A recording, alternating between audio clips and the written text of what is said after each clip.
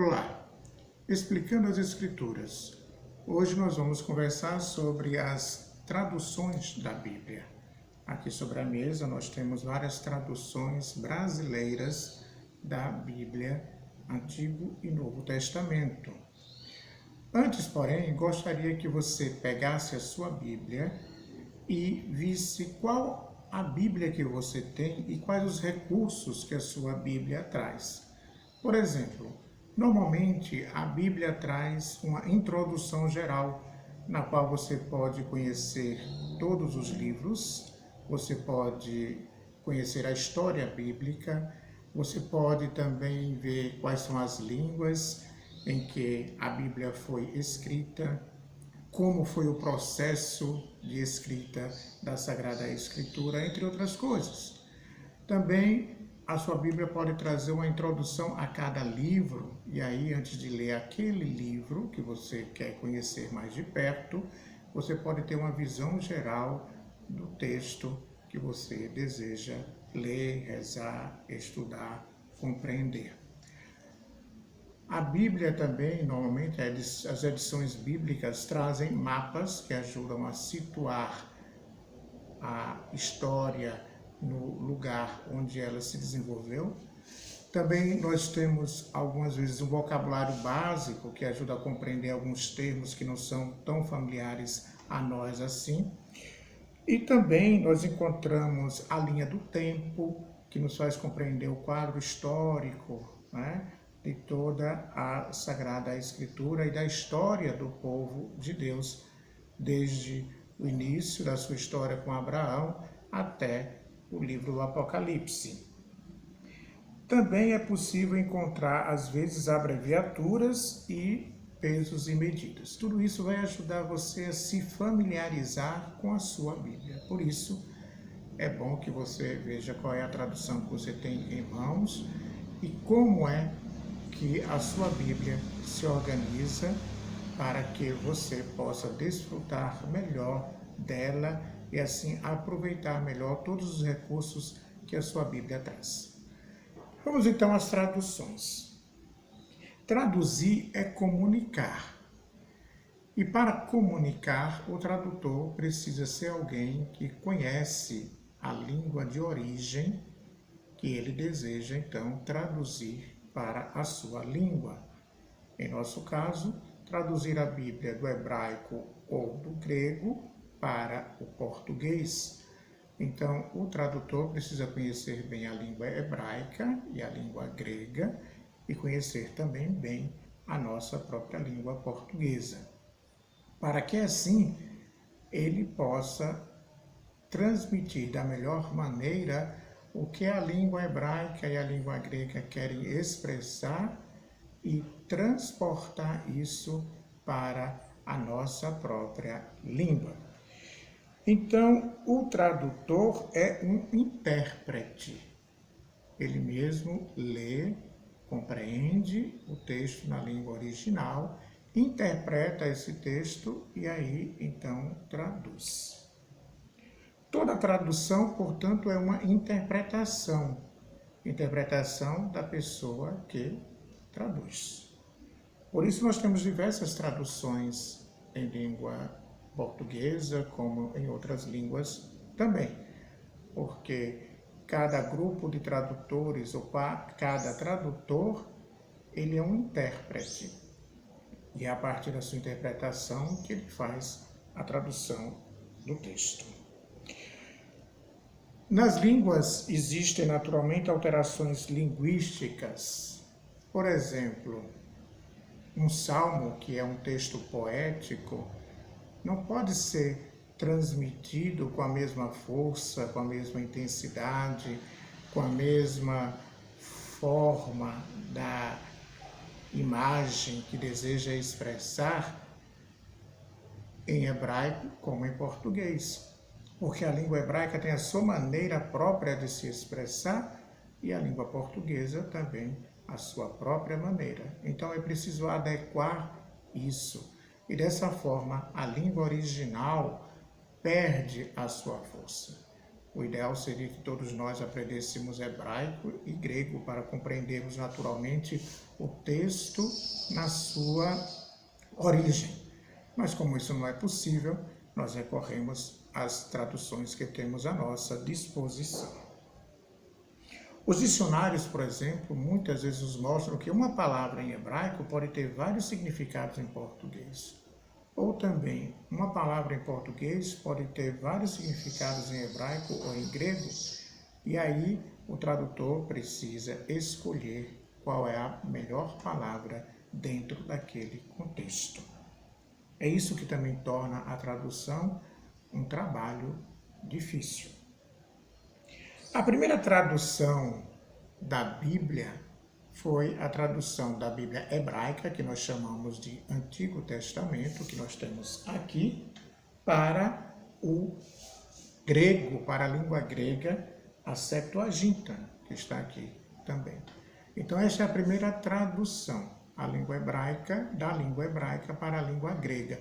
Isso aconteceu porque os judeus que estavam vivendo na diáspora, em Alexandria, sobretudo, lá no Egito, já não compreendiam tão bem o hebraico e precisavam de um texto em língua grega.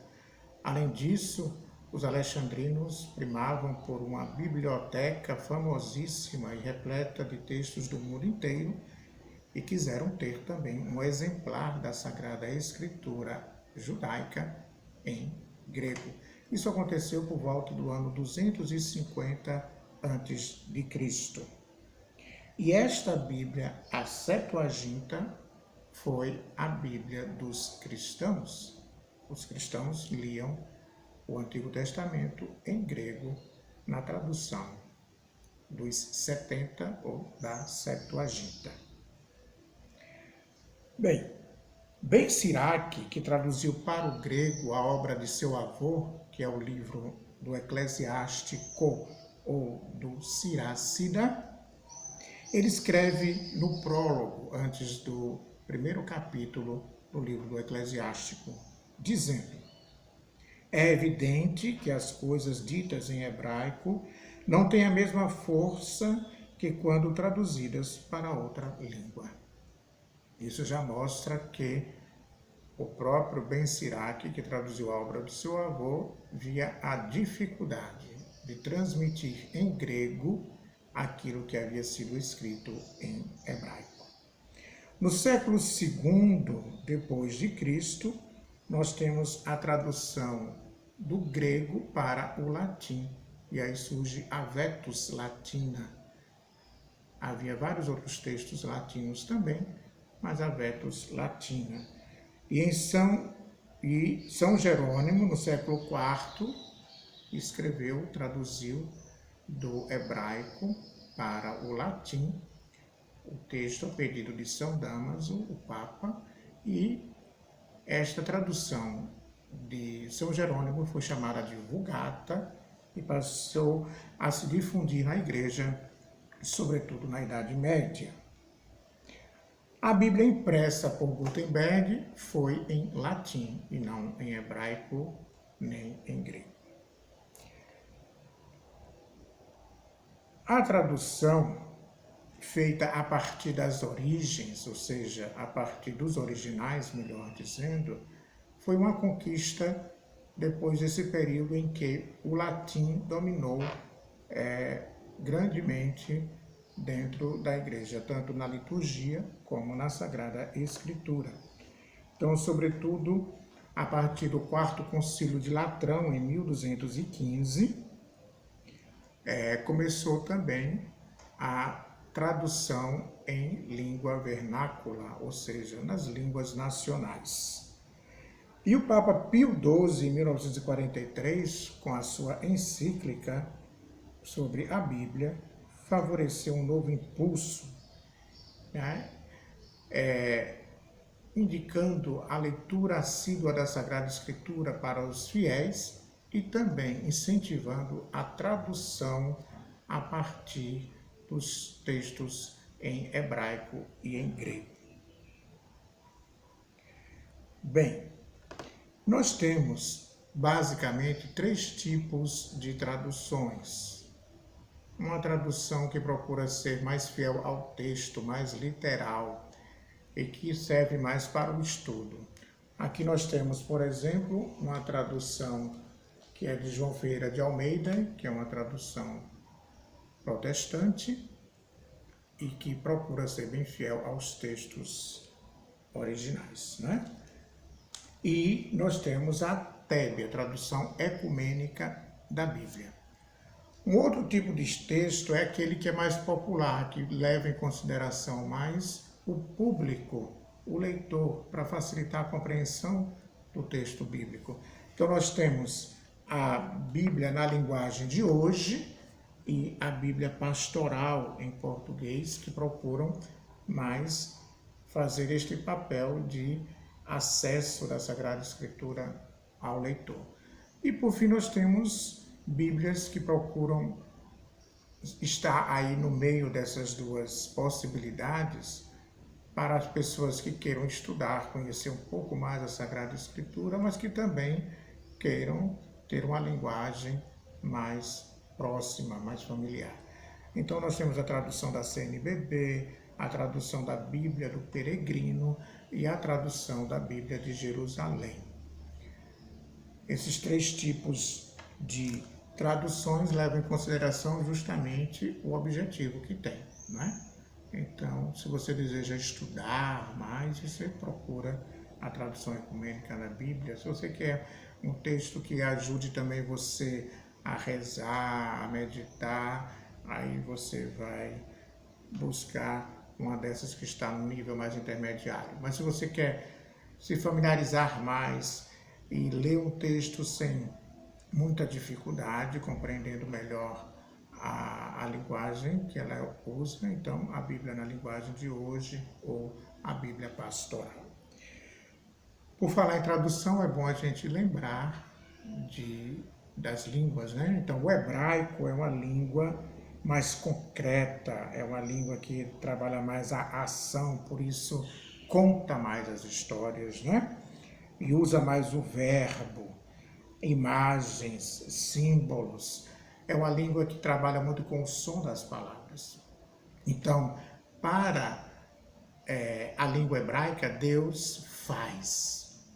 Quando perguntamos quem é Deus, a língua hebraica diz Deus faz, não diz Deus é.